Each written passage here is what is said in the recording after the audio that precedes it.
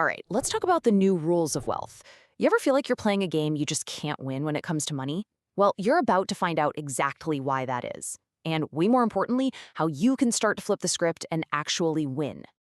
Look, if you've got this gut feeling that the system is stacked against you, you're not wrong. It's because it pretty much is. It has been a rigged game from the very beginning. But, and this is a big but, that doesn't mean you can't win. It just means you gotta learn the rules they don't teach you in school. Get this, 70%. 70. That's how many people in the US are living paycheck to paycheck. Just think about that. That's 7 out of every 10 people you know.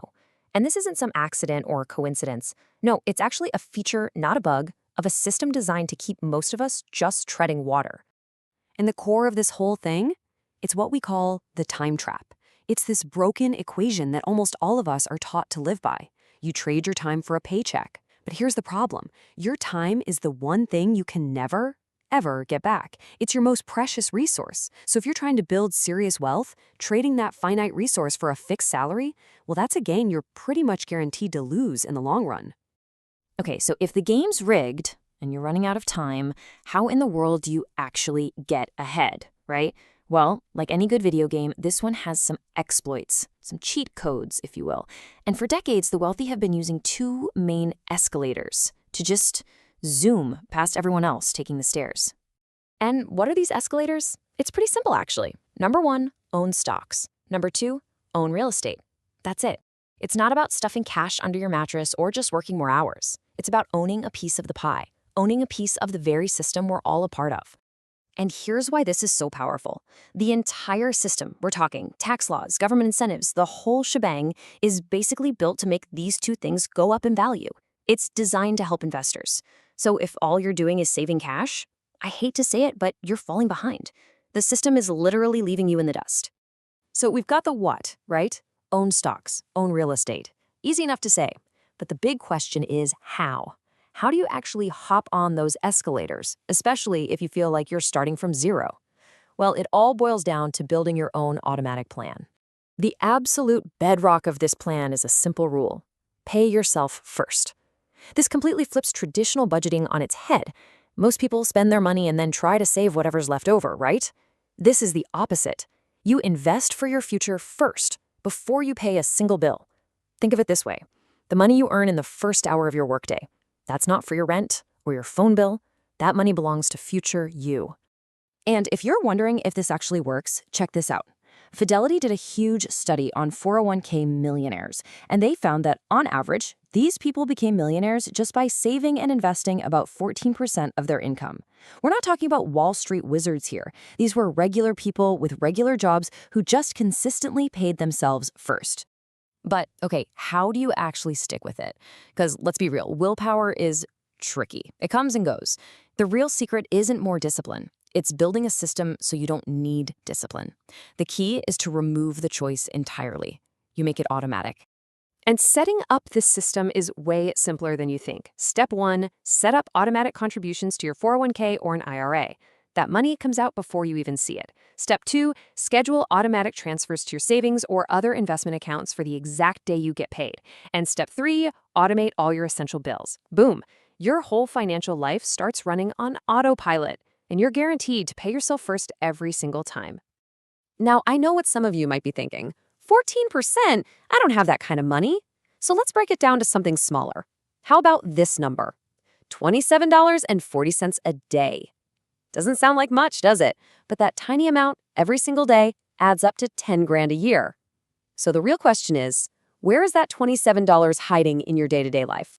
All right, so consistency is one ingredient, but the second, and maybe even more important one, is time. A nice, long time horizon. That's what unleashes the most powerful force in all of finance. And honestly, this is where being young is like having a superpower. It's an almost unfair advantage. Let's just see what happens when we mix that small daily amount with a whole lot of time. $4.4 million. That's not a typo. That is the insane power of compound interest. Just investing that $27 a day and letting it grow at the stock market's historical average for 40 years could turn into over $4 million. This isn't a get-rich-quick scheme. It's a get-rich-for-sure plan, played out over decades. Okay, so let's say you do all that. Your automatic investing plan is up and running, you're officially on the wealth escalator. Awesome.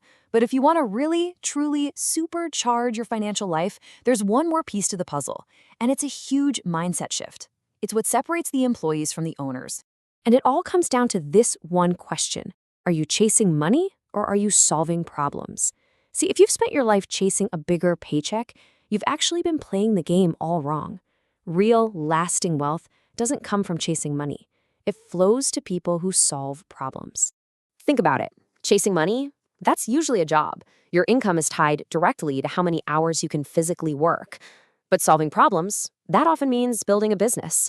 And a business isn't tied to your personal time. It's tied to how many people you can help. It's scale. And that is where you find real freedom. So let's define that word, scale. It's really just the ability to separate your income from your time. Simple example. A yoga teacher giving one-on-one lessons can only make so much money, right? They're limited by the hours in a day. That's not scalable. But what if that same teacher creates an online yoga course? They build it once, and they can sell it to 1 million people forever. That's scale. And scale is everywhere today. Software is a great example. Write it once, sell it infinitely. An online course, a YouTube channel, you can reach the entire planet. A franchise can copy a great business idea all over the country. All of these are just ways of solving a problem for tons of people at the same time. And that's what shatters that link between your time and your income. But as you start down this path, it's really important to remember why you're doing it. The goal isn't just to see a big number in your bank account. I mean, that's nice, but the real goal of financial freedom isn't really financial freedom. It's finding something worthwhile to work on and actually enjoying the process of building it. That journey, that's the real win. So let's wrap this all up. Is the game rigged? Yeah, kinda. The system is absolutely designed to favor owners and investors over savers and employees. But the thing is, now you have the cheat codes. You know the two main wealth escalators are stocks and real estate. You have a simple, automatic plan to get on them by paying yourself first, and you've got that final critical mindset shift. Stop chasing money and start solving problems that can scale. Which really just leaves us with one last big question. You have the map now, you know how this new game is played. The only thing left to figure out is, what problem are you going to solve first?